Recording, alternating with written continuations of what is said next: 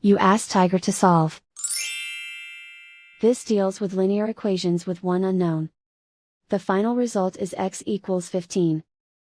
Let's solve it step by step. Group all constants on the right side of the equation. Subtract 7 from both sides. Group like terms. Simplify the arithmetic.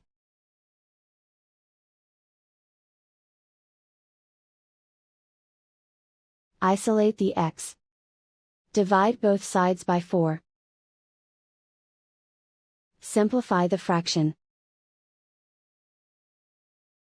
Find the greatest common factor of the numerator and denominator. Factor out and cancel the greatest common factor. And so the final result is x equals 15.